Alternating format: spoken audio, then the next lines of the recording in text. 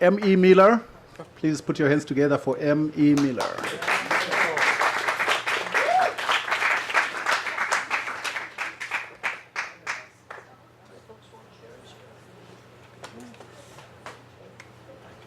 A little taller.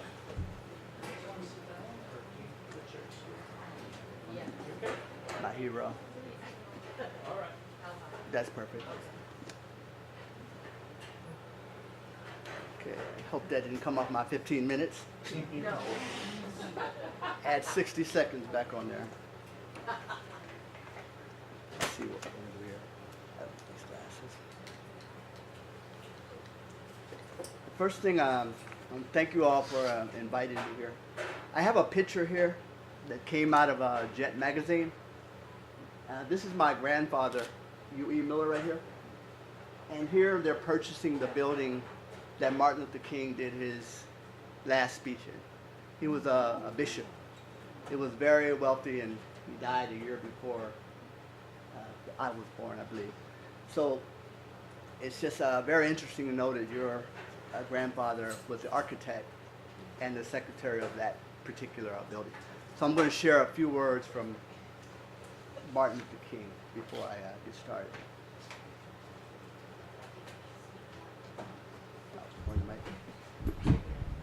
I should. Here we go. And then I got to Memphis, and some began to say the threats, or talk about the threats that were out. What will happen to me from some of our sick white brothers? Well, I don't know what will happen now. We've got some difficult days ahead. But it doesn't matter with me now, because I've been to the mountaintop, and I don't mind like anybody. I would like to live a long life. Longevity has its place. But I'm not concerned about that now. I just want to do God's will. And He's allowed me to go up to the mountain, and I've looked over and I've seen the promised land. And I'm happy tonight. I'm not worried about anything. I'm not fearing any man. Mine eyes have seen the glory of the coming of the Lord. Thank you. I just wanted to open with that particular poem. Secondly, this poem here, the writing you see is from Gwendolyn Brooks. She dissected my work and told me how to rewrite my poem. I didn't like it, but I found out that she won a Pulitzer Prize and that she had to write. I didn't know who she was when she did this. And here, she asked me if I thought I was as good a writer as Langston Hughes. So that was a lot. And I kept this all those years. And then she wrote me 3 or 4 times after that. And she ended with a 4-page letter. So I try to keep this to remember. And she told me in 30 years I would understand what she was talking about. And I didn't even think I would live past that year, but she told me in 30 years I would understand some of the things that she was going through. So I'm going to read this poem that I sent to Gwendolyn Brooks. I hope it stays up. 1555. Mama, the men come on ships, Mama. They bring gifts, Mama. No, son. They bring death. They bring a great curse to our land. They take our people to a far away place. Their screams return to us in the wind. But Mama, we will fight them. Birth of the Blues. My grandparents gave birth to sorrow. During the Middle Passage, defying sea captains who cursed harsh reminders while tossing their bodies to a sea more kinder. Praying and singing as they jumped, hearts beaten mournfully pumped. But onward marched the accursed seed, holding to hopes of being freed. Singing from within the chastening hymn, we bid you, our God, do save us from them. Crying and sighing with bleeding hearts torn, reaping and weeping, the blues are born. my grandmothers. Taught America to lament, she sat by the Mississippi and created the spiritual. Scrubbing and scraping for the master's wives, yes, mamming and no sirring all their lives. Smiling all the while with hidden resentment, sharing with only God her discontentment. Subjecting herself to the beast seed, while upwardly praying her lineage freed, parting her thighs for the tyrant's charms, praying he'd die there in her arms. Coping and hoping and paying our dues, waiting and anticipating the birth of the blues. My grandfather taught the new world to reap. From his heartfelt sorrow he made jazz, laboring intently in the heat of oppression, while at his feet a seed grew without detection. Bending and bowing to avoid the pirate's rod, spirit calling, where are you, God? The master overjoyed at his servants' keeping, for slowly awakened a race in sleeping. For out of the trodden soil a net Turner grows, and then comes a Marcus from the dust below. Inwardly turned and outwardly torn, all this dying and crucifying. The blues are born. My mother gave Harlem a song. She opened her mouth and gave birth to the blues. The oppressor prized his singing commodity, but never quite understanding the profound black oddity, staring with awe while the caged bird would sing, mistaking for joy sorrow's piercing sting. Her children eyeing the oppressor with malice unshown, in the dark the seeds of their anger become full grown, no one aware of what is to be a strange twist in our history. A Martin cries, a Malcolm is born, a song of hope for spirits torn, and all watch as the blues are born. My father showed white folk to labor.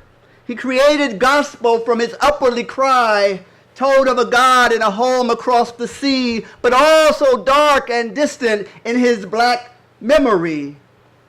Growing intolerant of the oppressor's hand, demanding the respect due to a man, hanging like fruit on southern trees high, lynching crews laughed as they watched him die, not knowing that the blood that fell to the dust below would make 1,000 seeds to rise and grow. Awaiting my mother, who somehow made it through, two people about to give birth to the blues. The reprise. I must teach white folk a new hymn. Before the vines of wrath choke the fruit, vague my sojourn but not forgotten, for after the apple's eaten, the core grows rotten. The blood of my people like the river flows, feeding the anger in the least of those. For passive winds grow fervent and shake and toss the mighty sea. Oh, would that you be observant and make my people free. For surely the God ordains that we break your wretched rule. Glad to meet you, oppressor. I am the blues. Thank you.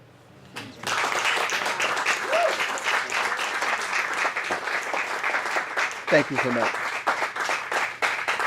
And now, I'm going to lighten the load a little bit. I can do a little slam every now and then. I'm going to read eventually something from this book. They wouldn't let me be white. Hopefully if I have time for the final poem. This is called, here we go. I don't know what the title is. Many years ago, they created two clowns. One was called Jim Crow, and the same artist also came up with the second clown. His name was Zip Coon. So there's two clowns, and one of them was the overeducated Negro, and the other one was the kick me in the behind Negro. So after 50 years, we killed the first clown, the Jim Crow clown. We fought to kill that one. But recently, someone decided we're going to bring back the second clown. That was Zip Coon. So now we have a new name, which, and as I said, it's worse than the N-word. And that is the coon word. And I'm going to explain why that is. The coon thing is the N-word put us all in one boat and called us all the same thing. The coon word, it separates us by our status, our Republican or Democrat, our religion, or this or that. So I am going to read this poem in honor of us calling each other coons. Here we go. Mr. Ellis, how do you plead to the said charges against you? There are those in the black community who say that you forgot your origin and that you are no longer black. They said, M.E., you ain't black no more. They led me out the courtroom, past Tariq's rib house, past Muhammad's funeral home, past the liquor store. 3 sheriff deputies, they opened the van door. My own family couldn't even talk to me no more. Lawyers said they did all they could. They took me to the edge of the hood. Across the street, only prostitutes shed tears. Al Sharpton, Jesse, how did I get here? 2016. They said, M.E., you fell off. You've been hanging around too many white folks and your rhymes are too soft. You haters remind me of cheap cigarettes. You make me want to cough. But I ain't Usher, and you make me want to leave the race I'm with and start a new relationship. This is what you do. Why the Ku Klux Klan show me more love than you? Mr. Ellis, what is your defense? You are in a court of law. You say Wesley Snipes ain't black because he only like white girls. Kanye ain't black because he moved out of black world. Bill Cosby ain't black because he told you to put your pants up. Eric Holder ain't black because he said put your hands up. Dr. Dre ain't black because he don't live in the hood no more. President Obama ain't black because he don't give you what you asked for. What did you ask for? Michael Jordan ain't black because he charged too much for shoes. Yeah, girl, I saw him with them Jews. Your Honor, he is clearly ranting. Continue. Eazy-E ain't black because he moved to the burbs. Steve Harvey ain't black because he and Paula Deen shared words. Charles Barkley ain't black because he said stop looting. They even said Malcolm wasn't black and the nation started shooting. Gabby Douglas ain't black because her hair ain't pressed. Xavier ain't black because he got 1,600 on the SAT test. Why are we only black if we under arrest? Y'all haters is a mess. Objection overruled. Diana Ross ain't black because she don't visit the hood. Well, you might have a case with Tiger Woods. But anyway, Condoleezza Rice ain't black because she supports the CIA. Don Lemon ain't black. Girl, I heard he gay. How can I be black if I go to jail, then lose my black card if I go to Yale? How can I be black if I sell rock on the block, but can't come home to the hood if I sell stock? How can I be black if I'm on welfare, but white if I move my kids to Bel Air? The black Titanic is sinking, y'all in the boiling room drinking. Y'all need to hear yourself thinking. I was black before rap, before crack, before it was trendy to be black, before Run DMC could rap, before you was a hood rat. I was black before Katrina, before Ike slapped Tina. I was black before the Shy Lights sang Have You Seen Her, before Trayvon and Pookie and Rayshawn, before Tukey got his electricity turned on. We was black because we held on. I was black before the Jeffersons, before Miss Brady had stepsons, before Black Lives Matter, before the hood was shattered and good dreams were scattered, and we was all looking for the ladder. Now, what's the matter? And black was not determined by a policeman's gun, but by the hearts we won. I was black before Colin dropped a bomb, and you on YouTube calling me Uncle Tom? I remember the bean pies, fish sandwiches, and the Panthers when we had the courage to find answers when front porches were quiet, and you going from city to city, still in diapers and riots? Oh, this is only your first riot. You killing 14-year-old girls on lawns. How you gonna call somebody an Uncle Tom? I might have to use my GPA to save you from the KKK. I was black before Good Time, before Run DMC knew how to rhyme. Emmy, you are being charged by your community for being a sellout. Do you know the seriousness of these charges? This poem is over. My metaphors are tired and my similes are pissed. You haters cause more pain than a sadomasochist. So when I bend over, if you still think I ain't black, you can give Your Honor, this case is dismissed. Do I have one more or am I done? Where's my time? And one more poem. I'm gonna say that.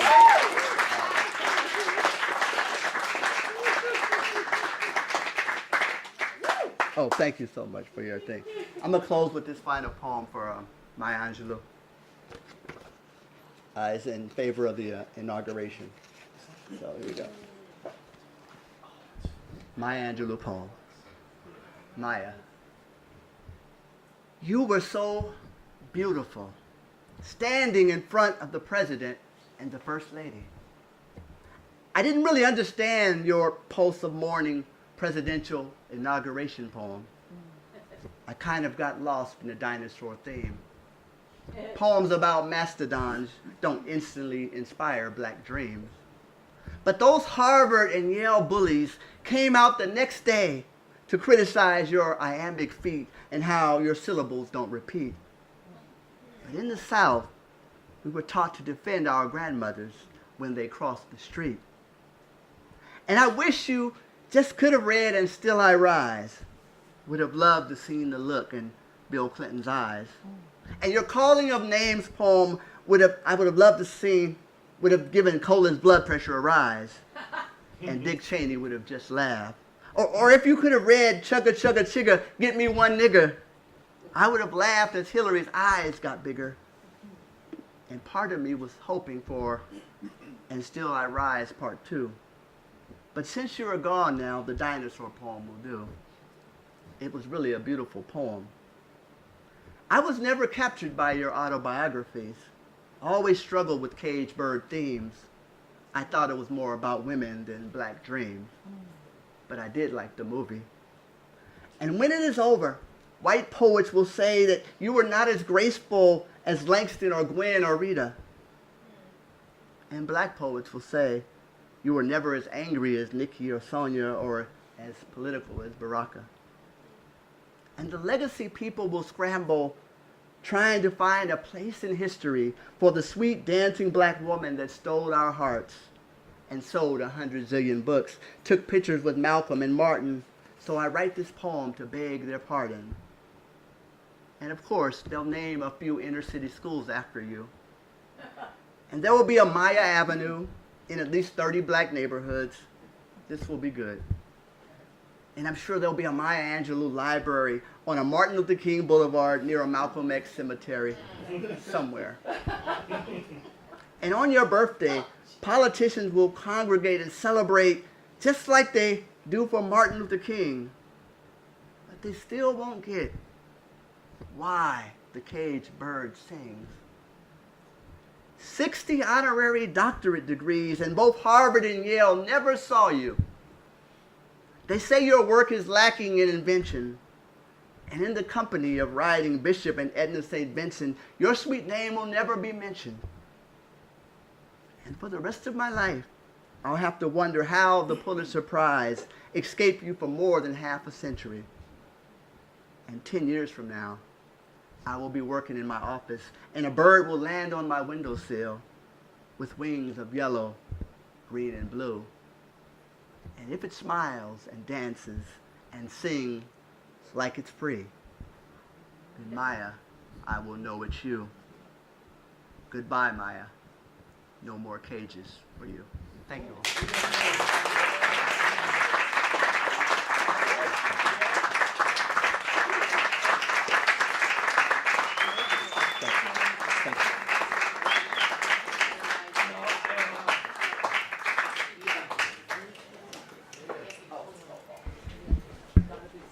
All right, so wow.